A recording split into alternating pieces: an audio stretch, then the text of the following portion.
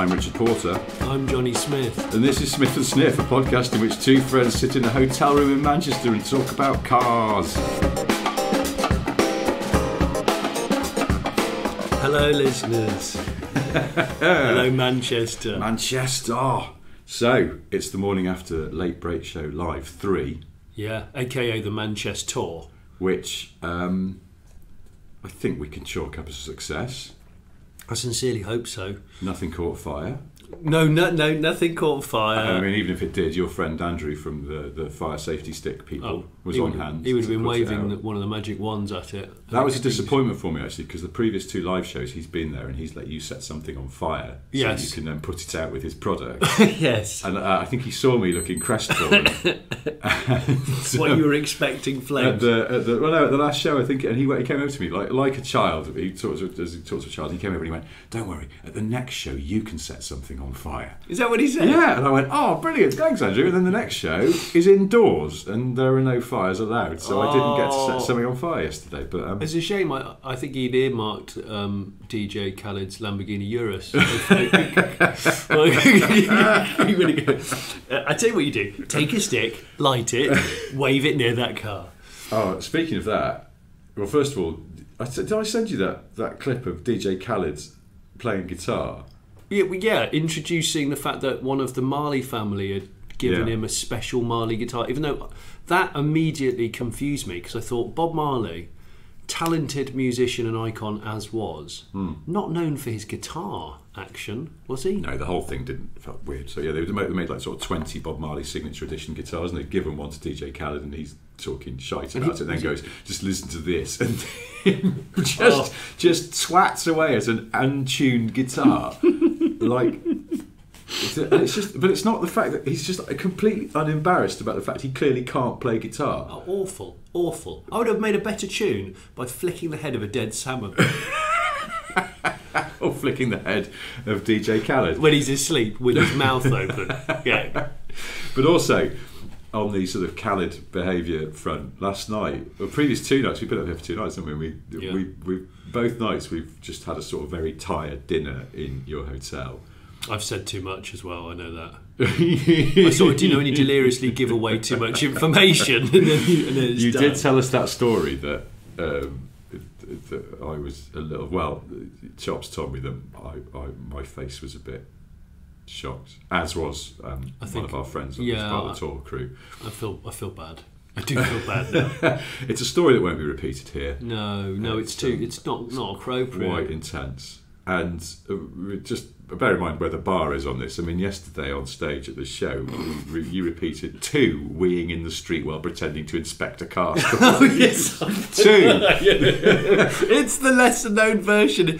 Well, listen, if Bowie and Jagger can do dancing in the street with extra long jackets and ultra thin bellowy trousers, then I'm thinking you and I could do a similar version of slashing under a car on the street under a car whilst pretending it's lost coolant.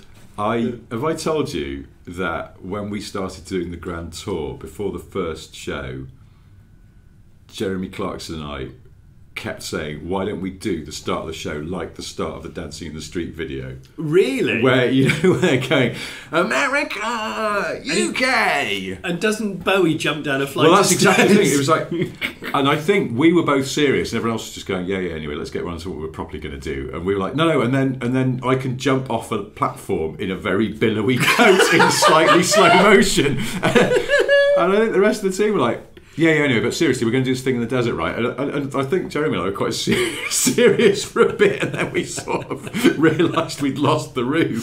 Because I was going, yeah, and then Hammond could shout, UK! Because we thought it was good, you're listing a load of places around the world, which fits the Grand Tour theme, and then someone gets to jump off a platform in a long billowy coat. What do you want? The cut of those clothes just has me in stitches every time. And I noticed the other day, because I've got really into it, and this is something that's just far funnier than this podcast, is watching musicless music videos yeah. that people put together, and the "Start Me Up" by the Rolling Stones one has me absolutely. I can't even. I have to come out for air on that one because I forgot that Mick Jagger in that video looks like he's hurriedly put clothes on to put the bins out. You know when you go, shit, the bin man's here. I know I've forgotten something quick. And I can hear the dust guys coming down the road. He's here. No. You can hear it, and you can hear the hydraulics of the thing yeah. lifting up the other person's bin, and that's my signal for like DEFCON 1. Yeah. Shit, Yeah. get the recycling out now. Yeah. Running outside in trainers but without the laces done up. Yeah, trainers or horrible sliders or flip-flops or anything you can lay your hands on. And obviously the main thing is don't expose yourself. Like whatever you put on, you're not going to look great, but don't expose yourself. Yeah, tracky bottoms the wrong way round. Yeah. It doesn't matter, just get the bins out. Jagger just looks like he's borrowed his missus's top. And he's put on what look, kind of like watching TV when you're ill off work trousers. I just can't bear it. It's amazing. Oh my God. And Bill Wyman, is it Bill Wyman in that video? Honestly, I've never seen drier hair in my life. They're like extra long twiglets. You can just snap them over your knee. Like those nests of vermicelli that you can get. Oh yeah, yes. Dried pasta hair. And I know none of that is relevant to cars. But honestly, gosh. God. Well, unfortunately, we didn't have Bill Wyman or Mick Jagger at the Late Break Show Manchester. We had quite a broad selection of cars in the main hall. Broad. And the main hall is amazing in itself because it looks like, well, it was a Grand Central Station, I think. So it looks like St Pancras Station in London, if you're familiar with that. And and then there's like a crypt style underground NCP car park, which again is Victorian, and got to meet some really pleasant human beings yesterday. That's what I was saying. Did I say that to you or someone else last night? Everybody that I met yesterday was really nice. Yeah, really nice. I'm really just happy to hang out with like-minded people who like cars, have a look at some cool cars, chat about cars. Yeah, and that was just nice. It gave it a good vibe. But yeah, I was talking to loads of different people, and everybody was just dead nice. And I think that people were respectful. Puts a smile in your heart. I think a friend of mine who's got quite a heavily modified, expensive car. He said, I think I'm just going to leave it open. If people want to sit in it, they can. He said, I don't think there's many twats for your show. And I thought, that's nice, because I don't think there are that many twats. So, I mean, we had to jumpstart a couple of manufacturer cars, just from people, I guess, sitting in them and the courtesy light being on for 12 hours or whatever. But I didn't think about, because I opened all those cars up in the morning and just went around and dropped all the windows, which I just because we had the Quality Street tin of keys, as is traditional now at these live shows, to keep all the keys in one place. And I was going around, and of course it's absolutely full of keys at this point, because the hall is all filled up with all the cars, but I suddenly realised that some, but not all, manufacturer keyless go systems will still work if you hold an enormous tin of keys next to the car. The car will go, yeah, my key's in there somewhere, I'm going to let you in, and it's okay. And then you get in the car with the tin on your lap and it'll power up for you, but it took me a while to figure that out. All you need is a giant Saved a lot of time, because otherwise the routing in the tin of keys is a time-consuming task. And I'm very grateful for the support that brands have given us. I have begged, borrowed, or stolen a few cars to get them there, specific cars. We had some real special stuff there, so for that I am greatly appreciative. And if anybody listening to this was attending the Manchester show, thank you. I woken up this morning and I feel a little bit like someone every maybe hour while I've been asleep, I'm going to call them a dry roast peanut fairy. I sprinkled that dry roast peanut dust in the bottom of the bag into my open snoring mouth, and I've woken up this morning. Honestly, I've got the roughest throat. Yeah, I'm claggy too. Too much talk, and not a lot of drinks. We had a couple over dinner, but we didn't have the energy to go hard. No, I know. No, our plans to go out on the town Oh yeah, we were going to go out on the We're going town. to go out on the town, and it's just like everyone's too tired. That's just not do that. shattered. Yeah. It's a shame because Manchester's looking pretty cool. Manchester is a good city to go out in. Yeah. Lots of stuff to do. And also, a mate of mine, old school mate of mine, came to the show later on, and he, because there's a place just behind where we were. I'm going to call it the GMX because it's the GMX. I know it's Artist called formerly Manchester- known as the GMX. Manchester Central Conference Centre, whatever it is, but no, it's the GMX. And just behind there is a place called Deansgate Locks, which was at one point the new fashionable place to go out. Oh. But that was about 20 years ago. It's still there. There's still bars and stuff. But so I was saying to my mate, because it all moved to the northern quarter, that became the fashionable place to go. And he went, oh yeah, no, there's a new one now. It's like Manchester just... And is he? He's a native. Yeah, he still lives around here, not in town, but he lives nearby. So yeah, he knows the lay of the land better than I do. And I was like, I can't keep track. But It's what happens is that there's too many up and comings, yes, exactly. isn't there? Yeah. Who's up and coming in the car world? Would you say? If you had to use that terminology, Well, up and coming. hey, here's something actually that was interesting to me. We had those two Polestar cars there yesterday, the Polestar 1 and the Polestar 2. We did. And Polestar 1's a bit of a unicorn, actually. yeah, isn't it? Yeah. I drove it out of the hall and round and down into the car park to stash it away last night. Yeah. And I've never driven one before. No, I still haven't. I mean, I didn't exactly. Even though I get got it to the show, I still haven't driven it. no great insight into the way it drives from just doing a lap around the block, but it felt all right. It just feels like a Volvo. I don't know that. Someone asked me a while ago. They went, "Do you reckon they'll be big collector's items, won't they?" Those. And I was like, I'm not sure. It's very exotic, but it hides its exoticness under pretending not to be, because it's carbon body, isn't it? Hybrid. It plays Loads it of down power. so much. Loads of power. 4-wheel drive. Yeah. Um, Swedish Mustang. very expensive. Yeah. Left-hand drive only, which I think knocks the edge off here. I mean, obviously some cars are left-hand drive only, that adds to their mystique. Integrales and things. It that can do. do. Was BMW Z8 left-hand drive only? Yes. Yeah. And Z1 as well, Oh yeah. wasn't? I think, yeah. So, but I just don't see that it's too subtle almost. And it looks, I think, nice, but like a nice Volvo. But then... Probably not been seen out enough. No.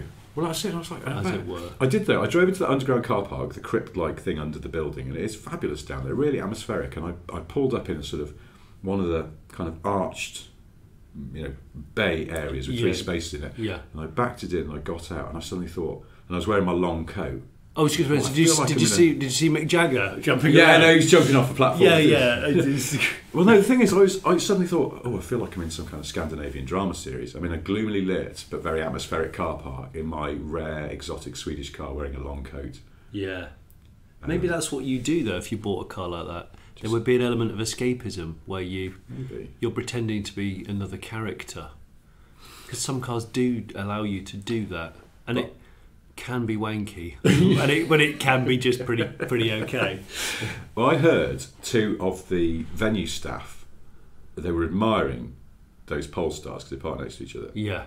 And one of them was like, "What are these?"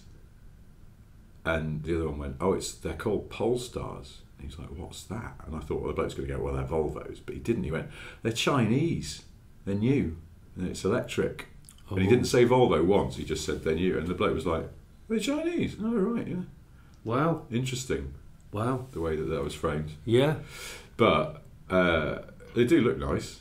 They look really good. They're well put. The Polestar 1 is a well proportioned car. I do like that. And I think I'd like to spend a bit more time in a Polestar 2. That's what I'd like to do. I realised that somebody said to me, "Do you want to borrow a Polestar 1?" ages ago, and I went, "Yeah, I'd love to," and they never followed up on it. No, I did the same, which is why I'm an idiot and I haven't driven it yet. And I even had a good feature idea for it, and just time ran away with me. Maybe I'll do that. I don't know. Oh, I've had. I don't know. I should say this. It sounds a bit twatty boasting about it. Anyway, one of the many blinders that you pulled is you managed to get Bentley to bring down those 3 cars. Oh, Bentley, yeah. I've got to say a big thank you to the Big B. They brought the 2003 Le Mans car, which got lots of attention. Well, it was stunning, wasn't it? I mean, you don't see that in a Victorian hall very often. So that was they're so small, aren't they? Yeah. Not Victorian halls, they're massive, but those racing cars are always smaller than you think. Yeah. They're just tiny and low. It looked particularly bijou next to the Bentley continuation blower Zero, which again is an awesome car, brand new 1929 car. And then we had the art car, the Spur, the unifying Spur art car, which I think it's pretty cool. It's really colourful. So we had those, which deservedly got a lot of attention. And that's the thing. Like, I'm just thinking where they were all orientated, because my wife pulled her hair out for about 4 days trying to plot them all into interesting positions and make sure it was sort of covidly spaced. Covidly spaced sounds like something that Kevin MacLeod would say in the verdict of a house plan. Yeah. It's not just the use of natural light that's so impressive, it's how they've managed to make it covidly spaced. Yes. I literally can't reach the side table from the chair because it's 2 metres away for some reason. Covidly spaced. Everything in the room is 2 metres from a covidly spaced kitchen. Christ. It's just, where are the pans? It's a 4-hob cooker, but the distance between each hob is 2 metres. So hang on, if I wanted to go from hob A to hob B, I have to step twice. Is that useful? Yeah. I'm trying to think. Like, next to Bentley, we had the radio controlled drift big hit demonstrations, as well. Which another inspired idea. Big kids shout particularly were. It's just fun. It's fun, isn't it? I was talking to a couple of parents who went, "Oh, my kids have been just mesmerised by that all day, but now they're asking if we can get them." And I was like, "Oh God, yeah! Oh, no. If my kids had been here, that would have been suddenly up the Christmas list. Can I have a drift radio control car, please?" It's true. And they are. So big shout out to Drift Manji RC, not Mangy, Manji, MANJI. Mangy and RC, like an old cat. Mangy RC. We had the Ineos Grenadier there, which was again. Were people interested in that? I didn't really see. I mean. Yeah, I think they had it had a chaperone with it. Yeah. So they were allowing people to kind of open it up and sit in like we did at Goodwood. And that's the point, I think, I always want to make sure people can kind of get to. I don't want cars with railings around them, and they've got to be able to see and touch and respectfully kind of. Yeah, I mean, it's a good point. A sort of old-fashioned motor show, that Bentley racing car, for example, would have been on a plinth, wouldn't it? Oh, or shit, behind a velvet rope, and it was just parked on the floor with lots of other stuff, and people could go and... Well, my covidly spaced bed has velvet rope all the way around it. I don't let my wife within 2 metres of it, even though it's her bed too. Yeah. Just got a really massive Megan Thee Stallion spec bouncer standing near it. Oh, we never talked about that, did we? I don't think. When was it? Was it last week or it was week before? Week before. It was last. Well, yeah. So it's Sunday now, isn't it? It was last Sunday. The Formula One grid walk. Yeah, I can't remember. It all blurs into one at the moment. I think Martin Brundle should be in her entourage. Maybe he is now. Maybe they've made up. I just didn't get people going, "Oh, she's so rude." And it's like, she wasn't rude. She talked to him. She was quite sweet. It's just that her entourage is a bit knobby. Yeah. And he asked a bit of a daft question, I thought. Have you got a rap for us about Formula One? Yeah, that's like asking a comedian for a joke. Yeah. It's not really the done thing. Yeah. I think the problem is, for me, and I'm not in that circle, I just don't understand why you would ever need a gang of security heavies when you're on the Formula One grid. Yeah, well, I think that's her standard entourage, isn't it? And so her people would have gone, yeah, Megan will come and do your thing. Because let's be honest, Formula One want her there because she'll draw attention, and it'll be all over her socials, and it'll be all over news and things because she's a star. I'm a star, Richard. And so they'll have gone, yeah, but it'll be +5. Megan always travels +5. That's a core entourage, and I've just gone, yeah, okay. And then that happens to be that guy. You noticed he was carrying, I presume it was her bag. Yes. Huge bloke with a very dinky and shishi handbag. Yeah. And so, he probably had a dog in it. Probably. Just didn't know. Are you allowed dogs on the grid? I don't know. Maybe he's just keeping possibly zipped in the not. bag. I don't know. But maybe as long as it's wearing Nomex. Oh, but there were a few things annoyed me about that Megan Thee Stallion thing, and none of them were Megan Thee Stallion's fault. There was people, lots of old farts on Twitter going, well, I've never heard of her, as if that means she's not famous. It's like, no, you've just never heard of her. Doesn't mean she's not famous. She's platinum selling artist. But I thought it was just one of those awkward things that got more heat than it deserved, really. And it's like we had no Megan Thee Stallion at our late break show on tour. We did have Colin Furze. We did have Colin Furze. One of the original YouTubers, really. What a funny man he is. He's a true eccentric.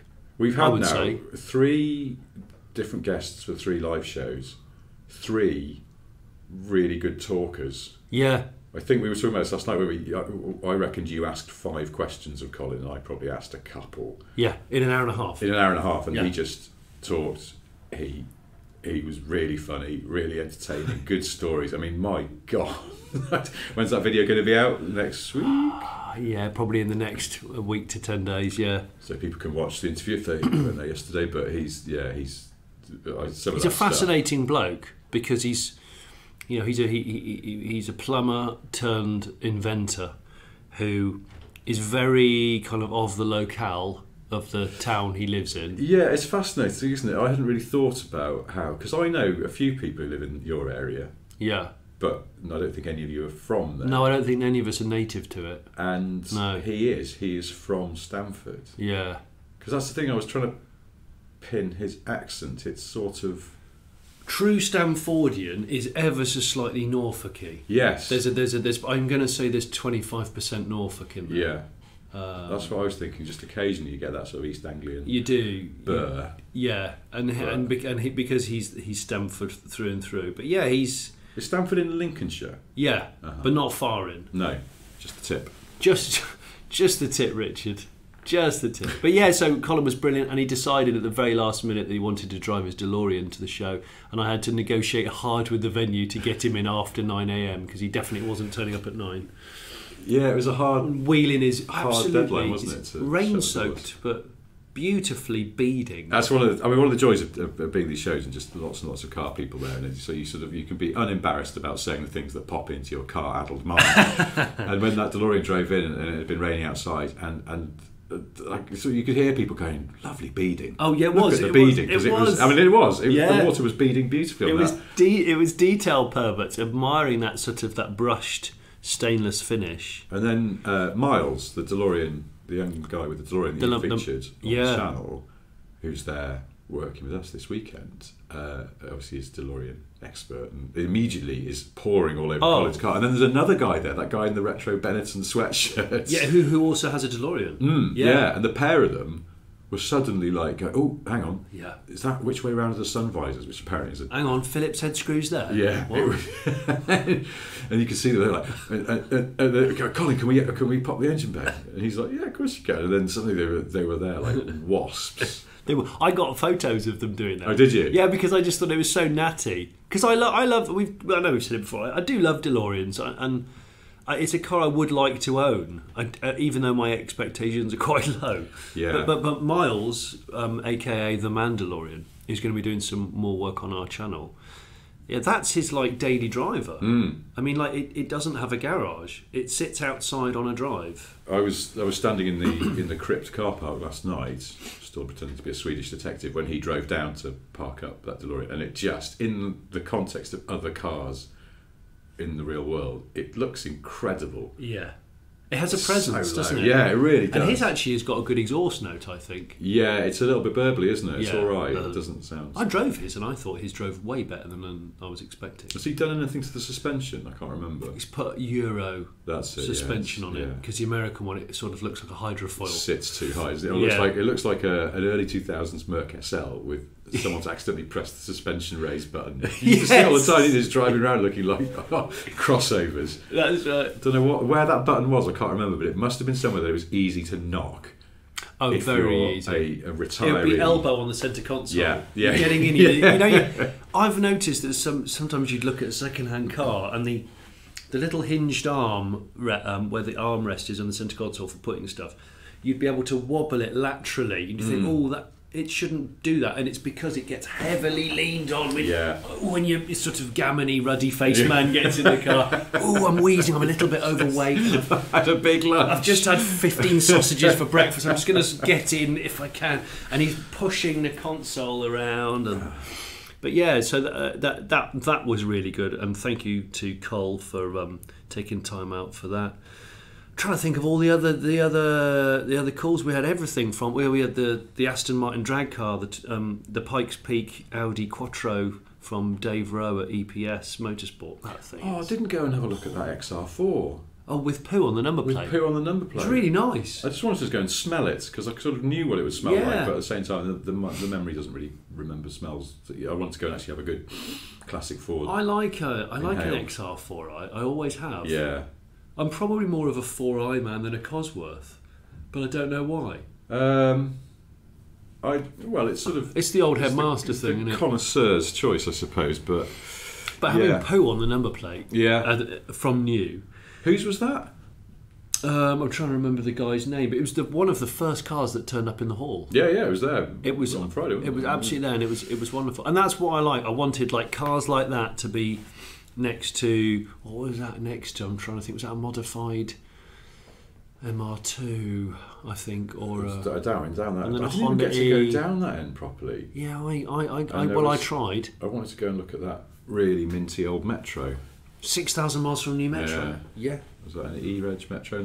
One of the things about some of those old 80s cars that were there is that they all had the correct number plate font. Oh, you love Cirque. I love a Cirque Oh, a plate. Cirque, yeah. But only on the correct era car. You can't just whack a Cirque plate on a 2000s car. You wouldn't put Cirque plates on your... No, it would annoy me because it's wrong. But if I had an 80s car, which I don't at the moment, but you have to put that in there as a I did look at that Fall Guy truck that I sent you this morning. I did look at that and go, I know, you stroke. It was the first thing I saw when I woke up. But it is 34 grand, so gosh, that's a lot. I buy a DeLorean. It does look minty.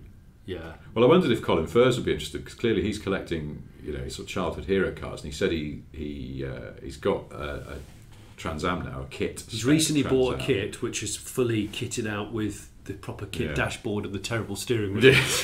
Unusable steering wheel. And his is a manual, which I actually didn't know. So he's got to occasionally take his hands off that stupid steering wheel. Yeah. No changing gears in cornering situations. Oh, gosh, no. But then he's also got the DeLorean, and he says that the next thing he wants is a General Lee Charger. He's looking out for a Lee. He's asked me to look out for a Lee. If he could be tempted with a Fall Guy truck. I'm wondering if you've got to go 18 van, though, as well. Well, I thought, when he said in the interview yesterday, my next thing is, I thought he was going to say 18 van. Yeah, because he'd be able to use that. Exactly, That has a practical element, whereas kit, I did have a look at the dashboard.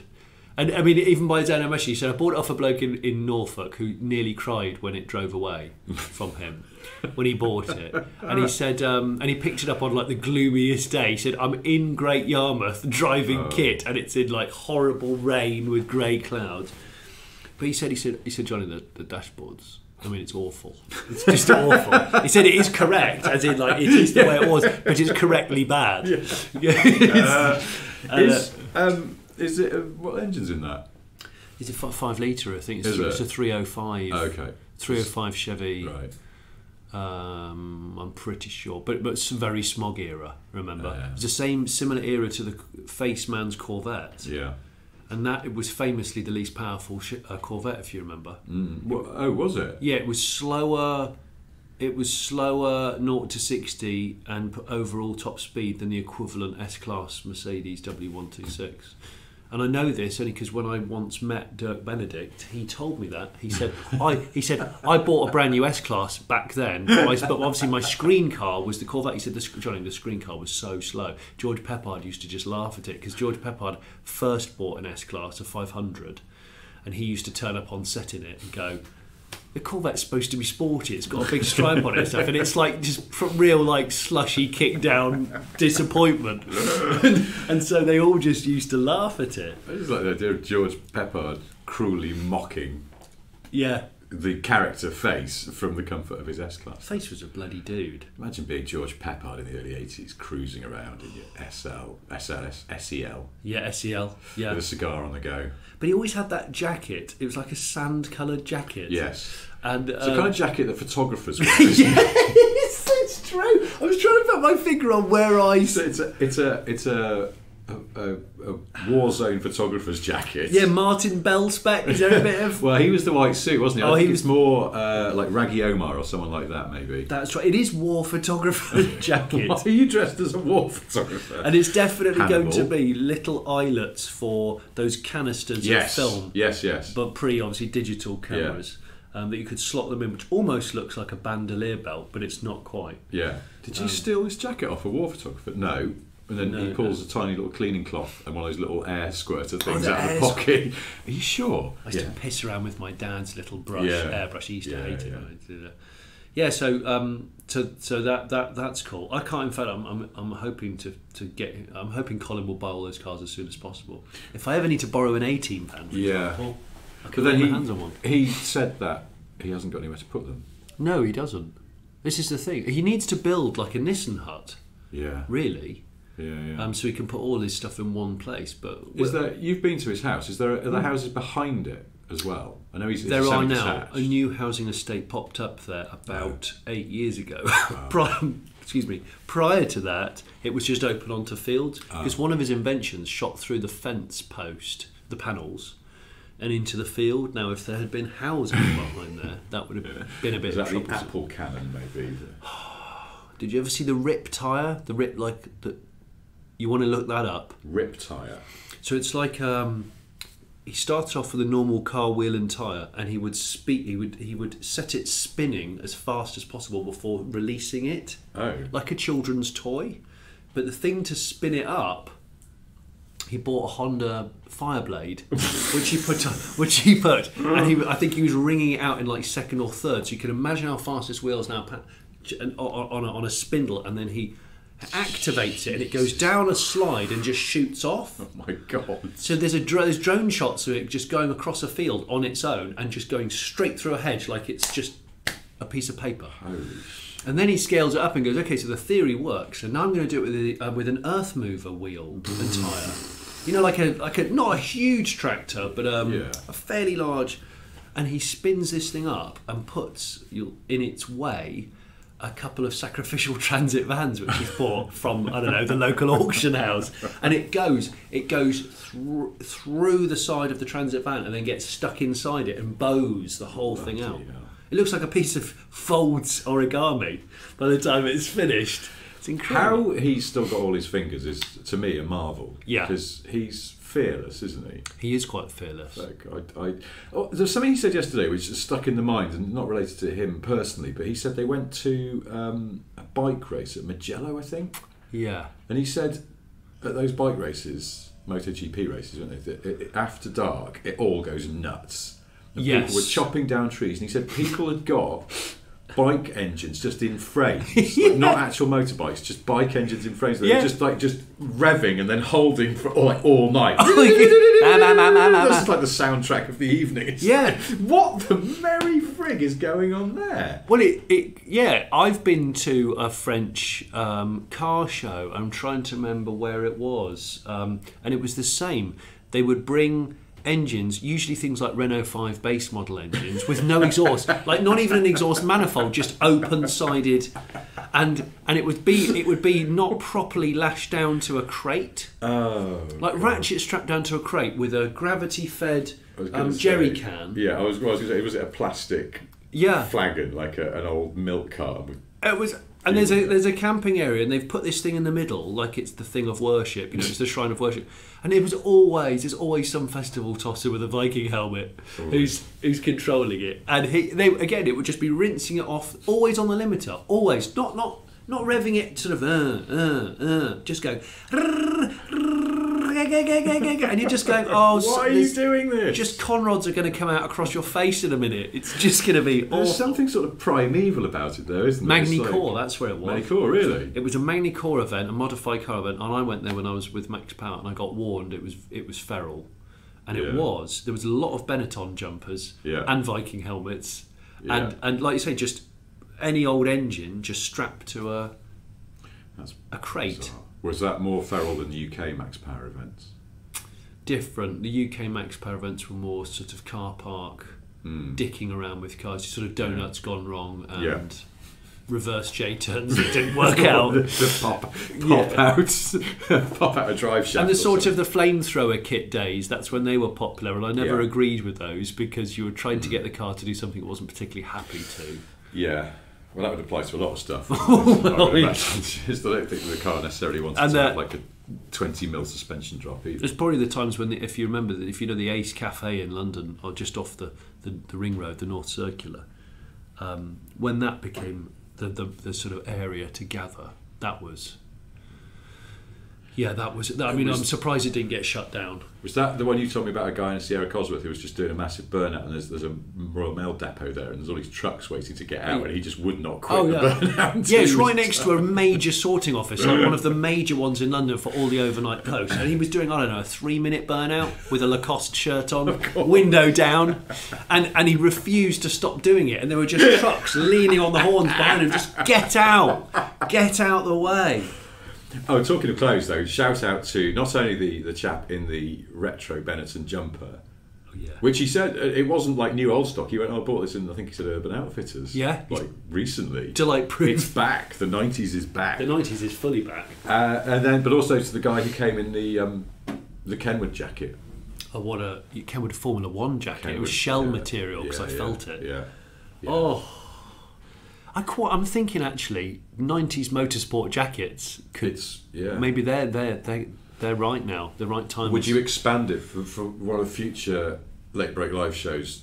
I mean, you don't want to make it a fancy dress, but you could certainly. Don't we? Well, or do we? But you could certainly, encourage people to come in 90s motorsport jackets, and there'd be a prize given to the best. I think actually, which is another my 90s motorsport, or it's some 90s aftershave. Yeah. Oh, actually, retro motorsport attire could become quite funny. Yeah.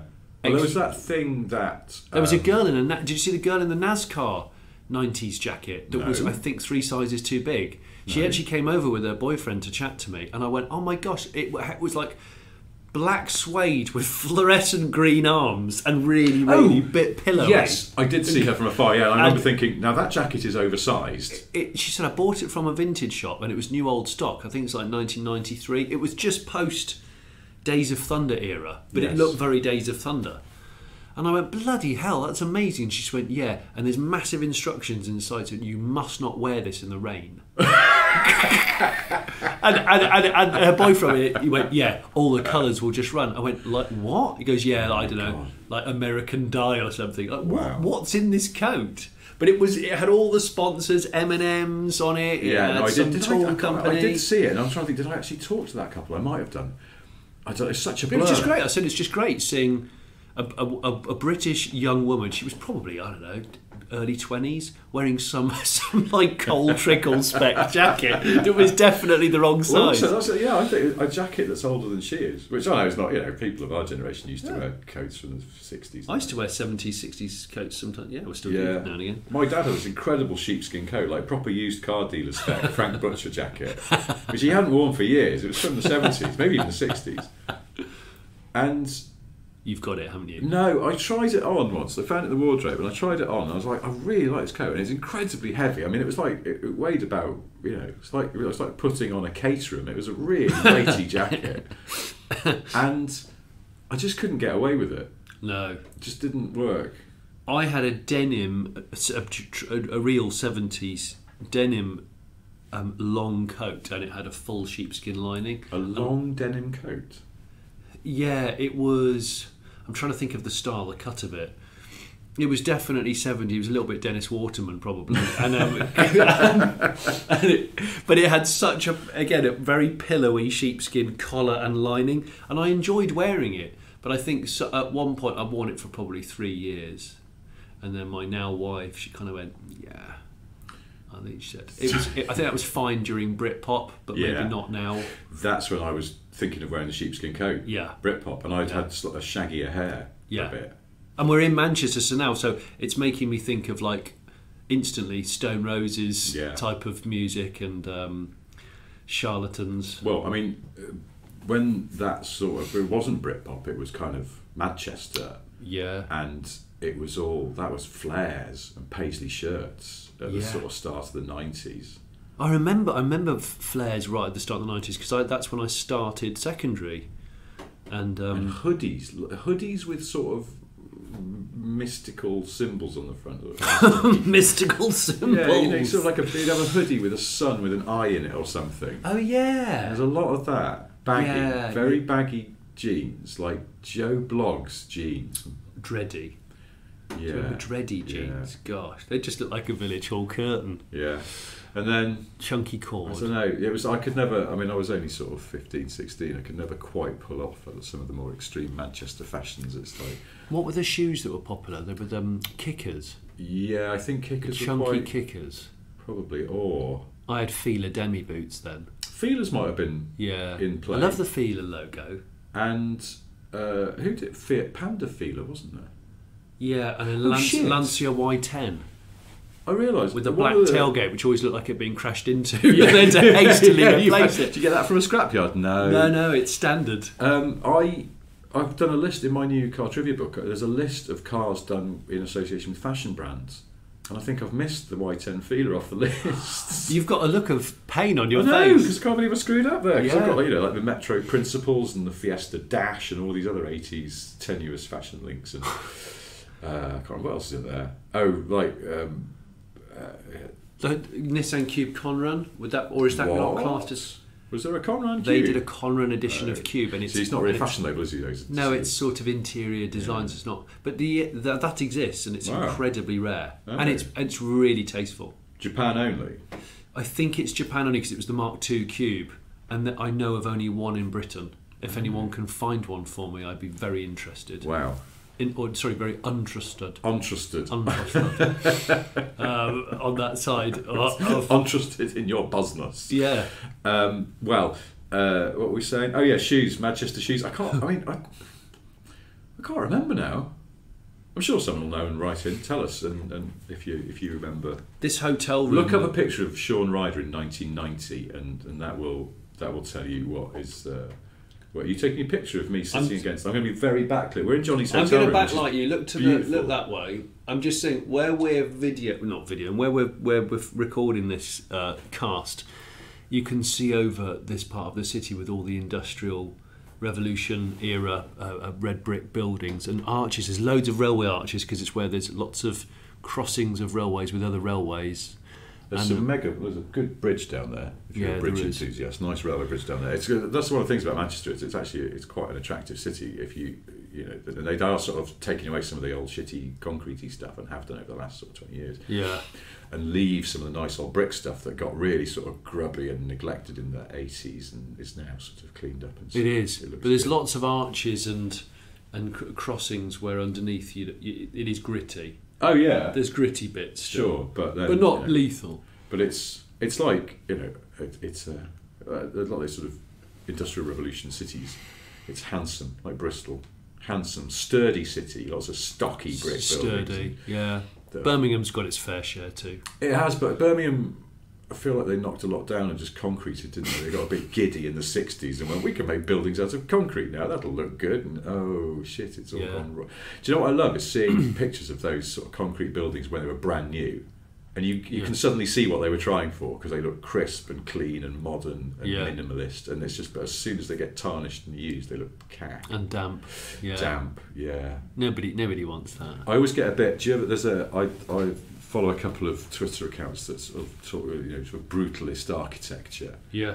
And I love all that stuff. But at the same time, I always feel, sort of when they'll put up, like they used to be, they've been knocked down now, the flats in Hume near here, these famous Crescent flats.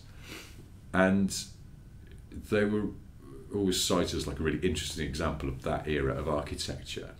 And sort of fans of that would all get a big lob on for them. But you'd look at it and go, just because you don't have to live there. That's the thing. They weren't actually very nice to live in. Do you actually want to live there? No. That shopping centre / sort of estate in Cumbernauld in Scotland, which is still there.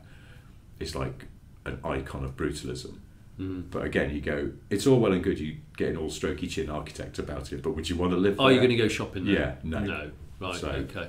Just, don't if they decide to knock it down, don't get too upset because let's be honest, it's interesting. We'll always have the pictures of it, but don't force people to live there or go shopping there because it's a bit cack. Although I would very much like, not brutalism, but I've probably said before, I still want to find an appropriately 60s or 70s house with the lines and the features that I want, but in an area that I want, and it's impossible.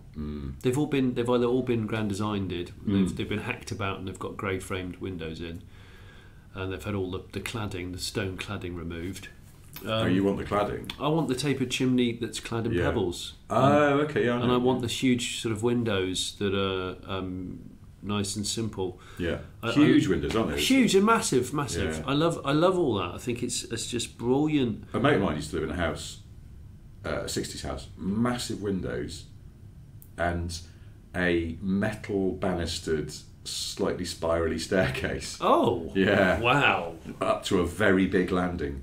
Oh, big landing is a statement piece. Big landing. Because you can't use landing as a practical space. Because I remember viewing a house once and going, the landings gives you a feeling of sort of openness and cool, but at the same time, what are we going to do there? And I said to Chops, I said, is that big enough? Can I just put a little desk there with my laptop? And she go, but that'd be a bit weird, wouldn't it? Like, where's your office? In the landing? What, like in the middle of the house, at the main crossroads of the house? Yeah. I've seen it done though. Yeah. The thing is, it's just like, what else do we do with this space? You can't put a bed there. That'd be really weird. So, I can't. You put a sofa there and then never sit on it. Well, because why would you ever just go? I'm just going to go hang out on the landing for a bit.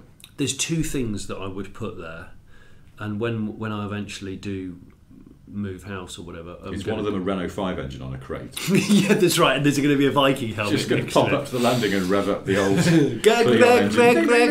I'll make sure that the rotor arm isn't quite fitted properly, so it's going. It's the original inspiration. Johnny, your dinner's ready. I can't hear you. It's got a misfire. It's the inspiration for the original Crazy Frog track. It's basically it is a Renault engine and it's just got a distributor cap that's just dancing around on its clips. If you ran, you'd have to put the pipes back on it. You could run off the exhaust header a pipe that just went out through the roof, so you weren't gassing the house with a little tractor thingy.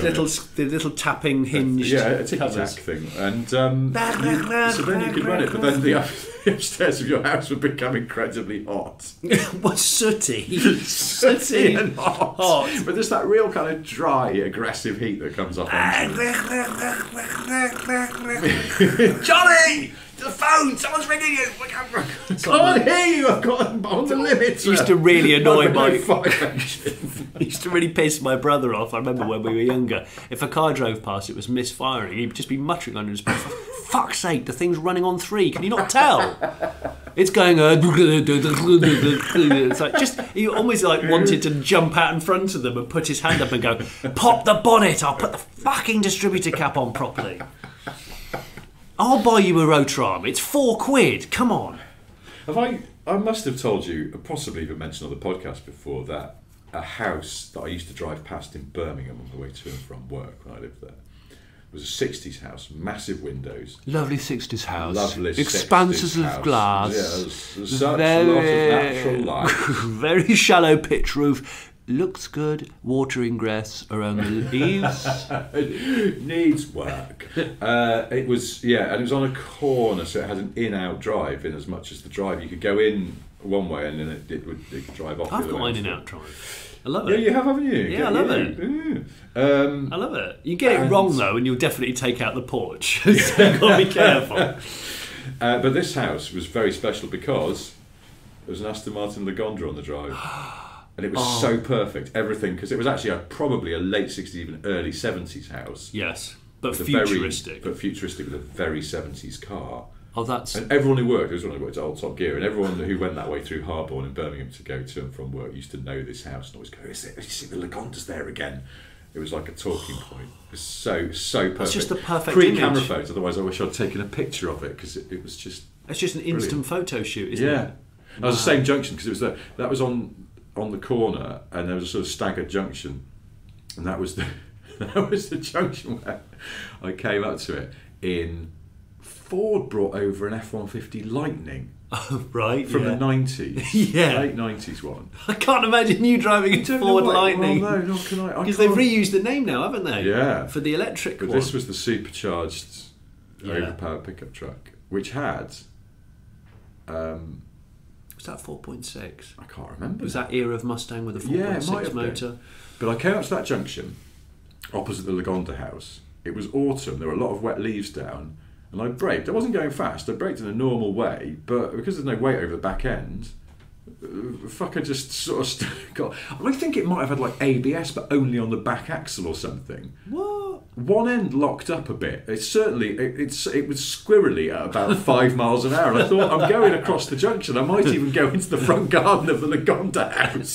What an embarrassment to fuck up this beautiful 70s diorama. Oh gosh! By stuffing an oafish 90s pickup truck into it. It didn't. I sort of eased off and did a bit of cat-handed kind of cadence braking to get it under. Cadence braking. Hi, I'm cadence braking. It does sound like that, doesn't it? So, going back to the large, pointless open landing in houses, I know if you're a sort of bachelor, you'd put like a car-related art up there or something, or you'd hang a piece of Formula One bodywork that you bought, probably with Benetton stuff on. But what I would want to do, I want to put a living wall. I'm getting obsessed with living walls. Yeah. Or if I was, let's say, a single divorcee, I might put a very detailed railway diorama around the edge. Oh. But not a shit railway, a quality one. Yeah. So there's lots of detail. Yeah, details.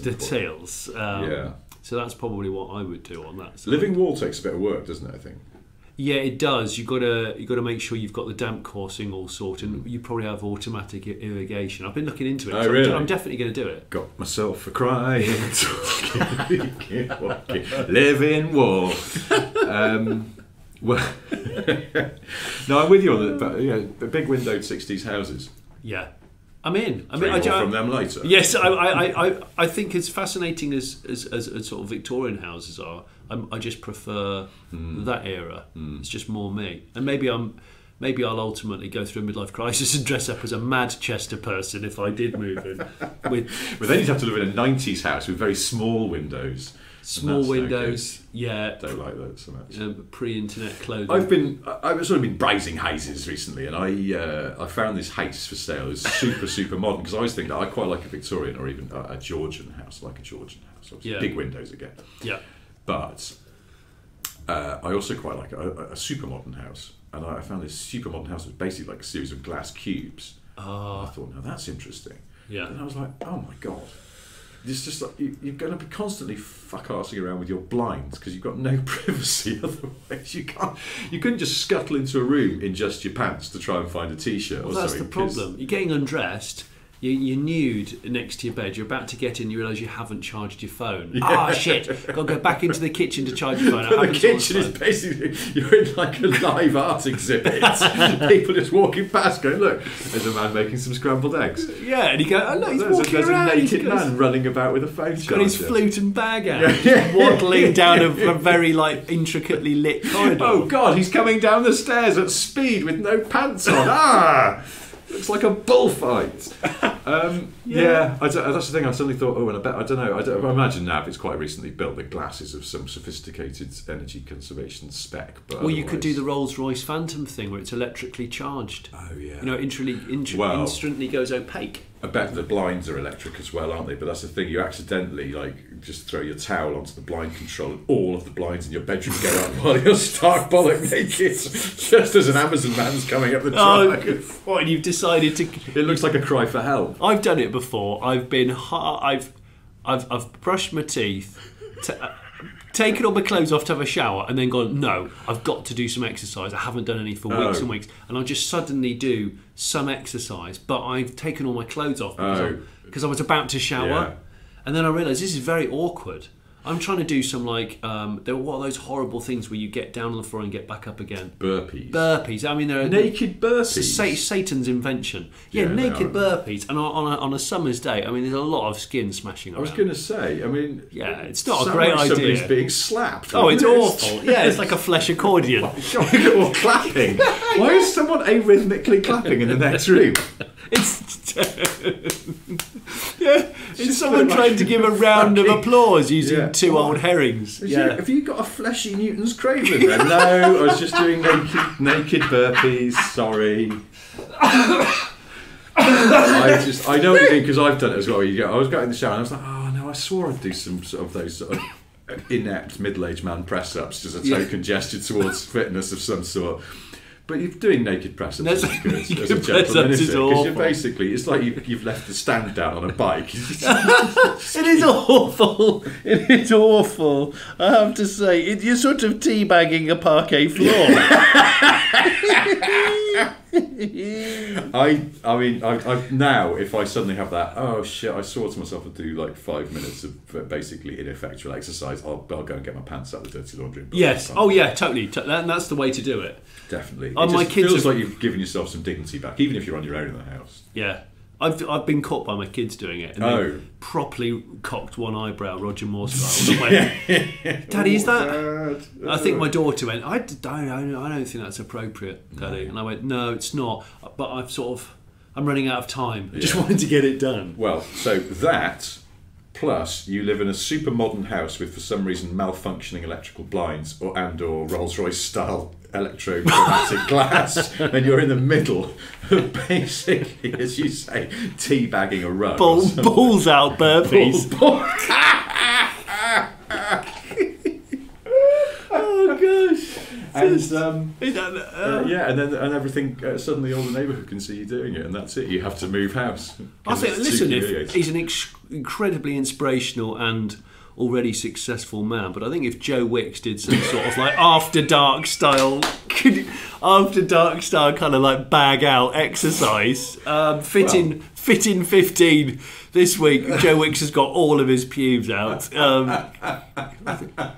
Talking of which, I woke up this morning. I was going to send you a message. You remember we've talked about the Equalizer over the years with Edward Woodward, I think it was, and because it was American, it was Equalizer with a Z. Do you know like Hollyoaks did the sort of like after hours versions? Yes, yeah. I was thinking And Baywatch Nights, wasn't there? Baywatch Nights. Gosh, yeah. I don't know if it ever was as risque as it was claiming to be. But he certainly never did naked burpees in his beach hut. That's what was his name? Mitch Buchanan. Mitch Buchanan, yeah. Yeah, Mitch Buchanan. So like Equalizer After Dark, sort of slightly lewd version. Would it be called Graphic Equalizer? Sorry, dad joke. See, in my head, the Equalizer took place entirely at night anyway. I think it did, because I was much too young for it. Yeah. So I don't really remember it. I remember it being in the Radio Times or in the... Yeah. And you go, oh, the Equalizer's on at 11 p.m. or Yeah. quarter to midnight, whatever. And you go, oh, I could stay up for that. If I was at a mate's house and they didn't have a video recorder... Yeah. And I didn't have a video recorder, so it was always like, you just get what you're given. You go, well, we're going to watch that. Yeah. Excuse me. I didn't have a video, but like, when I was growing up, I think I was one of the last people I knew to have a video recorder, our family. We didn't have... We were proper late arrivals with the video recorder. I was pissed right off about it. Yeah, me too. Because all my mates had those library of videotapes all in the generic cover that was just a brown encyclopedia. Yes, a book style cover. Yes, you know the one. Having actual VHS cassettes would be vulgar, but pretend books, that really classes the joint up. So. Yeah, and then once some of our neighbours were going on holiday, and they were some of the first people to have a video recorder. They'd had one for years, and they went, "Do you want to have our video while we're away? Because we'd rather someone looked after it in case we get broken into." Seriously? A prized VCR might be stolen. Oh my gosh, so, it's not like Feed the Cat. It's like, can you look after my video? Keep the video recorder warm. And so, we had a video for 2 weeks, and it was like, just recording things for no reason off the TV. I'm just going to record news round, but you're watching it, I know, but I'm going to watch it again because I can. Did they let you borrow some videos? Yeah, and then my parents were slightly embarrassed because the last thing they recorded off the TV before we gave the video back was, I think, the Steptoe and Son movie, which has got some swearing and boobs in it. Oh, brilliant. And they were like, oh no, we've given the VHS tape back, and the last thing we recorded was a slightly rude movie. Peter and Daphne might be disapproving. It's funny, isn't it, when you look... I mean, it sounds ancient now. I know. Borrowing a video recorder. Anyone off who's somebody. listening to this who's in their 20s or 30s would be going, tell us more about when you first used a mangle, Grandad. We should probably start to bring this to a close. I just want to say, have you noticed this table that we've got the computer and the mic balanced on? It has got an old Citroen steering wheel as its base. Citroen CX? Yeah. I reckon that's a CX. I'm going to take a picture of that so we can put it on the Patreon. Do it. But yeah, I've got to get back to London. You've got to get home as well, haven't you? Yeah, I've got to drive a taxi back to... You're super... I did have a woman try and get into it. What? There's a village called, I think, Hadfield. As you leave Manchester and you go out across the Peak District. Oh, yes. You rise out and then go into the... What's it? Is it the Thingy Pass? What's the name of the pass? It's not the Horseshoe Pass, I don't think. Was the Cat and Fiddle? Did you go over there? Yeah, I think so. Did you? Yeah, well... How are you going home? Well, you cut right away across until you eventually get to... you get to the back end of Sheffield, and then you find the A1. Oh. That's what I do, anyway. Oh, okay. Interesting. Yeah. But I'm in a slow but very smooth taxi. Very smooth. Yes. Very smooth. In fact, I need to find some LPG before I go. But yeah, so very tired. I can't remember what I was going to say something off the back of that. Someone tried to get into your taxi. Oh yeah, a woman. So I had to pop to the post office to post an SD card off to the editor who was hopefully trying to edit an episode for the Late Break Show hurriedly. And I got back in the taxi and somebody rang me, so I was sat parked with loudspeaker on my phone chatting. And a middle-aged woman, leant over in front of the car. She went, "Your taxi? Your taxi?" And I went, I'm not a taxi. And she looked at me like quite. She went, Yes, you are a taxi. I went, well, I'm not really, and I'm on a Japanese taxi. I'm going, listen. I said, it's complicated, but I'm not a taxi. And then I had to say, I'm so sorry. I'm reporting you to the police for impersonating a taxi. I know, I felt bad for her because it was pissing with rain as well. Yeah. She just wanted to... Did a part of you think, what if I just gave her a lift? But then I had a little bit. She wants to go to like Anik or something. I had one of those shit brown chairs in the back. What is beeping? It's my hourly chime. Oh, it's your... On the Timex. Pac-Man watch. That's so cool. I'm quite jealous of that watch. Shall I play the... Go on, do it. Listen to this, listeners. Oh, cat. Hang on. Hang on. Oh, that's Johnny's Pac-Man watch. And it's gold as well. Oh, and today, regular podcast listeners might know about... I mean, it's in the general pantheon of shite that goes on in this podcast. Pantheon of it's shite? Fairly small, but people may remember that I have a broken Casio digital watch, which I was always promising to give to Johnny. Today was finally that day. Yeah. I've given Johnny the broken Casio, so it is. he's going to go and put it on a different I'm strap. I'm thwapping the rubber strap. Of that as well. We're now doing here. Look at this, 2 watches together. Lovely. Well, anyway, we should probably wrap this up. But before we go, I have 3 things to tell you. One, Johnny has a solo YouTube channel called The Late Break Show, and coming very soon will be some more videos from The Late Break Show live that we did yesterday in Manchester. Yeah. 2, I've got a new book out. It's called Boring Card Trivia 3. Thank you to everybody at the show yesterday who bought a copy from the merch stand. We sold out, which was really nice. Should have brought more copies, but you can order it from Amazon or from The Late Break Show merch shop. Yeah, I drew quite a few detailed dicks in them. Well, because people kept asking me to, and I got very sort of coy about it, and mainly because you're better at drawing very detailed cock and balls. So when everyone said, "Can you draw a cock and balls in my book?" I said, "No, I'll write something rude, and then if you go and see my colleague over there, he will do you a beautifully shaded and quite graphic shaft and bag." Yes. So there we are. So yes, if you want to buy Boring Card Trivia 3, it is available exclusively on Amazon as an ebook or a paperback. Except it's not exclusively, because you can get the paperback from Late Break Show merch shop if you prefer. And thirdly, the clock tower on the Houses of Parliament, we usually call it Big Ben, although it's not a real name, it's called the Elizabeth Tower. But that is taller than the Statue of Liberty. Is it? Only slightly. I think it's 3 metres. I think I wrote this down. It's 3 metres taller, but still, you wouldn't credit it, would you? You'd think the Statue of Liberty is way taller. And, I went out to the Statue of Liberty for my wife's 40th. We went out there and had the tour, and it was much lower than I was expecting. Well, because from the land, from Manhattan, it is actually looks quite small, doesn't it? You kind of expect it to be huge, and it's sort of, no. You've seen that's because it's far away. And it looks quite vulnerable. So the Elizabeth Tower is 96 metres tall, and the Statue of Liberty is 93 metres tall. So I didn't realise. Take that, America! I didn't realise how dilapidated it became in the 80s. What, Statue of Liberty? Yeah, they sort of ignored it. For a while. Same with the Hollywood sign in the 70s. The Hollywood sign was falling down. There's pictures of it. I'll stick one on the Patreon for people who are interested. The Hollywood sign was absolutely knackered. And then they finally went, actually, this is quite iconic, isn't it? Let's mend it rather than just let it. It was all like holes in the letters. And it was just said Lewood. Yeah, I think it did. I think it sort of said like Hollywood or something because it had fallen down. And now, of course, it's seen as quite iconic.